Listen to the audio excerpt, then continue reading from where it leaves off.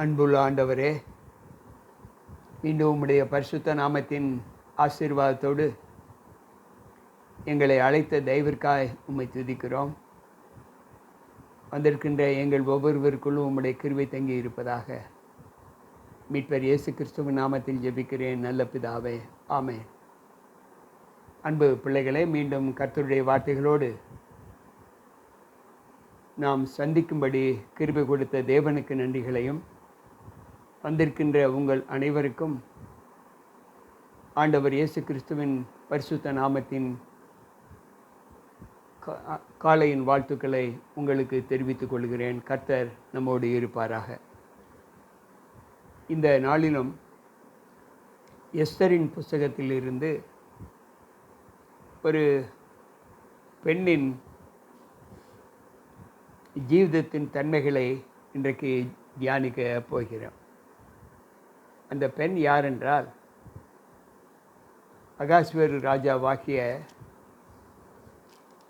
அவருடைய மனைவி வஸ்தி என்ற ஒரு பெண்ணினுடைய வாழ்க்கை சரிதம்தான். பெரும்பாலும் ஆண்களுடைய ஆதிக்கம் அக்காலத்தில் இருந்தே பெண்களை தங்கள் வசப்படுத்தி கொள்ள வேண்டும் என்று நினைப்பது வழக்கம். அதே போல வஸ்தியும் அப்படிப்பட்ட தன்மையில் இருந்தால் என்பது உண்மைதான். வேதம் சொல்லுகிற வார்த்தை, மனைவியானவள் எல்லா நிலையிலும் கணவனுக்கு கீழ்ப்பட்டு இருக்க வேண்டும், அடங்கி நடக்க வேண்டும் என்பது வேதம் நமக்கு பெண்களுக்கான ஒரு புத்திமதியை சொல்லுகிறது. அடங்கி என்று சொன்னாலே எல்லாவற்றுக்கும் அடங்கி போவது சரியா என்ற ஒரு கேள்வி எழும்பலாம். ஆனால் அடக்கம் என்பது ஒரு வகையில் கணவன் மீது வைத்திருக்கிற அன்பிற்கு செலுத்தக்கூடிய மரியாதை என்பதை நாம் உணர வேண்டும். இன்றைக்கு எத்தனையோ கணவன்மார்கள் தங்களுடைய மனைவிகளை எல்லா நிலைகளிலும் ஆண்டவருக்கென்று வைத்திருக்கிற அனுபவத்திலே அவர்கள் மனைவிகளை அடக்கி ஆள முயற்சி செய்வதை நாம் பார்க்கிறோம். அது சரியா தவறா என்றால், வேதம் சொல்லுகிற வார்த்தை என்னவென்றால், மனைவியானவள் தனக்கு நியமிக்கப்பட்ட கணவன் மீது காட்டுகிற அன்புதான் கீழ்ப்படிதல் என்பது. கீழ்ப்படிதல் இல்லை என்றால் அன்பு இல்லை என்றுதான் வேதம் நமக்கு கற்றுக் கொடுக்கிறது. ஆனால் இந்த வஸ்தியின் ஜீவிதத்திலே ராஜா தன்னுடைய நிலையை மற்றவர்களுக்கு காண்பிக்க வேண்டும் என்று நினைத்தபடியால் வஸ்தியை தன்னுடைய ராஜ்யபாரத்தின் பிரபுக்கள் எல்லோரோடும் கூடி வருகின்ற அந்த நாளிலே தன்னுடைய பெருமையை குறித்து அவன் வஸ்தி மூலமாக அதை வெளிப்படுத்த வேண்டும் என்று அந்த பந்தியிலே அவளை அழைக்கிறார். வஸ்தியோ அதற்கு இணங்கவில்லை என்று சொன்ன மாத்திரத்தில் அங்கு வர முடியாது என்று சொல்லிவிட்டார். இதை கேட்ட அகாஸ்வேரு ராஜா, இப்படி இவள் சொல்லிவிட்டால் நாட்டில் உள்ள அனைத்து பெண்களும் இதை முக்கியப்படுத்தி தாங்களும் அப்படிப்பட்ட கீழ்ப்படியாமைக்கு தங்களை ஒப்பு கொடுத்து விடுவார்களோ என்று நினைக்க ஆரம்பித்தான். அவனுக்கு உறுதுணையாக கூடியிருந்த பிரபுக்களும் அதிபதிகளும் அப்படி நினைத்து இது நடக்கக்கூடாது என்று சம்மதம் தெரிவித்தார்கள். அன்பு பிள்ளைகளே, நாம் எல்லா காரியத்திலேயும் பெண்களானவர்கள் கீழ்ப்படியலாம் கணவனுக்கு. ஆனால் நியமத்திற்கு ஒழுங்கிற்கு விரோதமாக எந்த காரியத்தையும் கணவனானவர்கள் பெண்களை கீழ்ப்படிய வேண்டும் என்று நினைத்தால் அது வேதத்திற்கு முரண்பாடானது, ஆண்டவருடைய சத்தியத்திற்கு எதிரானது. அந்த நிலையில்தான் வஸ்தி தன்னை அந்த பிரபுக்களுக்கு மத்தியிலே தன்னை ஒரு காட்சி பொருளாக வர வேண்டும் என்று சொன்ன அகாஸ்வரு ராஜாவின் சொல்லுக்கு கீழ்ப்படியவில்லை. அன்பு பிள்ளைகளே, நம்முடைய வாழ்க்கையில் இப்படிப்பட்ட ஒழுங்குமுறைகள் நாம் எந்த அளவு எப்படி கடைப்பிடிக்க வேண்டும் என்பதை நாம் சற்று யோசிக்க வேண்டும். அடக்குமுறை என்பது வேறு, கீழ்ப்படிதல் என்பது வேறு. அடக்குமுறை என்பது தன்னுடைய ஆதிக்கத்தின் மேல் காட்டுகிற அதிகாரம். கீழ்ப்படிதல் என்பது தனக்கு மேலானவர்களுக்கு காட்டுகிற ஒரு அன்பு. ஆனால் வஸ்தி இந்த அதிகாரத்திற்கு கீழ்ப்படியவில்லையே தவிர அகாஸ்வரு ராஜாவுக்கு உண்மையாய்தான் இருந்தாள். வேதம் அப்படித்தான் சொல்லுகிறது. ஆனால் கீழ்ப்படியாமை என்ற ஒரு குணத்தை அவள் வெளிப்படுத்தி காண்பிக்கும்போது வஸ்தி ராஜஸ்திரி என்கின்ற பட்டத்தை இழந்தாள் என்று வேதம் நமக்கு கற்றுக் கொடுக்கிறது. எனக்கு பிரியமான தேவ பிள்ளைகளே, இன்றைக்கு எத்தனையோ பெண்கள் கணவனுடைய சொல்லுக்கு கீழ்ப்படியாமையினால் கணவரால் உதாசீனப்படுத்தப்பட்டு வாழ்க்கையிலிருந்து விலகி இருக்கிற அனுபவத்தை நாம் பார்க்கிறோம்.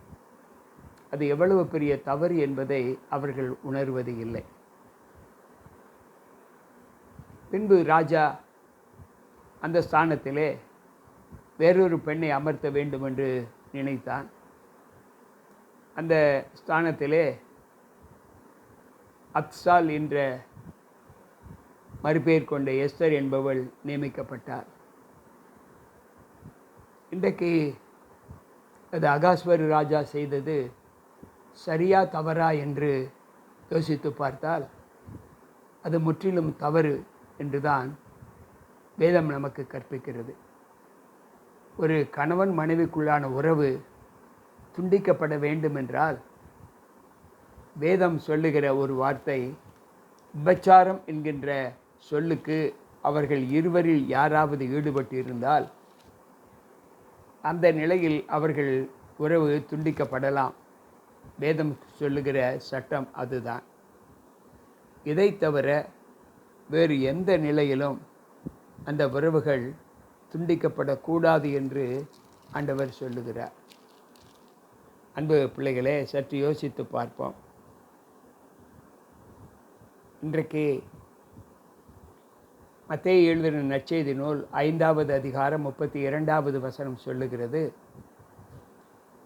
நான் உங்களுக்கு சொல்லுகிறேன், வேசித்தன முகாந்தரத்தினால் ஒழிய தன் மனைவியை தள்ளிவிடுகிறவன் அவளை விபச்சாரம் செய்ய பண்ணுகிறவனாய் இருப்பான். அப்படி தள்ளிவிடப்பட்டவளை விவாகம் பண்ணுகிறவனும் விபச்சாரம் செய்கிறவனாய் இருப்பான் என்று சொல்லப்பட்டிருக்கிறது. எனக்கு பிரியமான தேவ பிள்ளைகளே, சற்று யோசிப்போம். ஒரு கணவன் மனைவிக்குள்ளான உறவுகள் தேவ சமூகத்தில் எப்படியெல்லாம் சென்றிருக்கிறது என்பதை நாம் யோசித்து பார்ப்போம். ஒவ்வொரு நாள் ஜீவிதத்திலேயும் எத்தனையோ இக்கட்டுகளையும் துன்பங்களையும் இந்த பெண்கள் சந்திப்பதை நாம் பார்க்கிறோம். குடும்பத்தின் நிமித்தம் எத்தனையோ ஆண்கள் குடும்பத்தின் மீது அக்கறையற்ற ஒரு நிலையில் இருப்பதையும் நாம் பார்க்கிறோம். ஆனால் இந்த பிரிவது என்பது வேதத்திற்கு முற்றிலும் முரண்பாடான ஒரு செய்கை.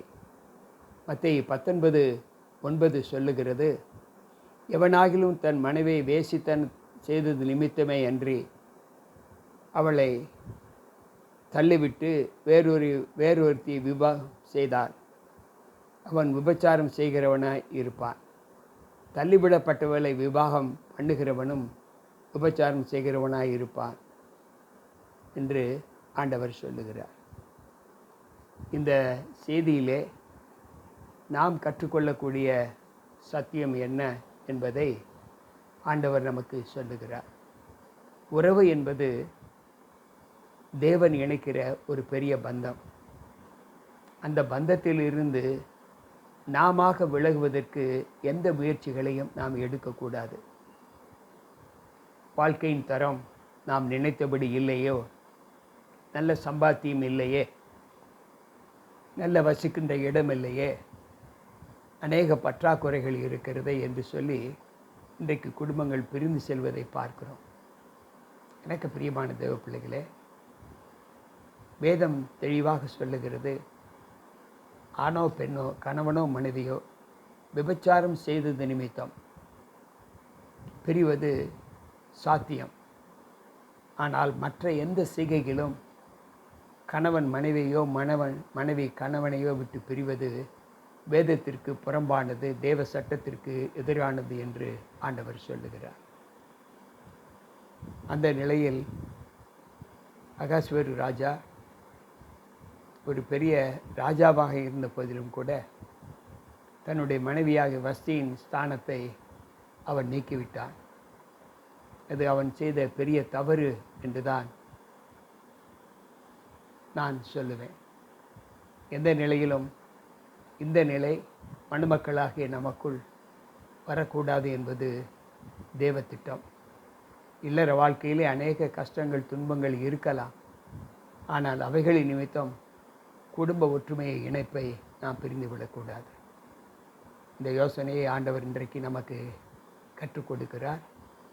குடும்பத்திலே ஜீவித்து கொண்டிருக்கிற நாம் இதை நம்முடைய வாழ்க்கையில் நினைத்து எந்த விதத்திலும் துன்பங்களோ துயரங்களோ நம்முடைய வாழ்க்கையில் ஆட்கொண்டு இருப்பார். அதற்காக நாம் மனைவிகளையோ கணவனையோ விட்டு பிரிந்து வேறொரு பெண்ணையோ வேறொரு ஆணையோ விவாகம் செய்வது தேவனுக்கு விரோதமான சட்டம். அது பெரிய ஒரு பாவம். அந்த சூழ்நிலையில் நாம் தள்ளப்படாதபடி கொடுக்கப்பட்ட மனைவி கணவரோடு நாம் பிணைக்கப்பட்டு நாம் ஒருமித்து தேவ சமூகத்தில் வாழ்வோம். கர்த்தர் நமக்கு கொடுக்கப்பட்ட அந்த காலத்தின் நியமங்களிலே ஆண்டவர் நமக்கு நல்ல ஈவுகளை கொடுப்பார். அந்த பலத்தை தேவ சமூகத்தில் நாம் பெற்று ஆண்டவருக்குள் நம்மை தாழ்த்துவோம். ஜெபிப்போம். அன்பு ஆண்டவரே, உம்முடைய வார்த்தைகளை கேட்டுக்கொண்டிருக்கிற எங்கள் ஒவ்வொருவருக்குள்ளும் உம்முடைய கிருபை இருந்து இந்த நாளின் சத்தியத்திலே எங்களுக்கு கொடுக்கப்பட்ட மனைவி கணவர் இவர்களை நாங்கள் பிரியாதபடி நாங்கள் இணைந்து வாழ்வதற்கான பலத்தை எங்களுக்கு தார். மீட்பர் இயேசு கிறிஸ்துவின் நாமத்தில் ஜெபிக்கிறேன் நல்ல பிதாவே, ஆமென். அன்பானவர்களே, மீண்டும் நாளை சந்திப்போம். உங்கள் போதகர் ஜி.கே. ராபர்ட்.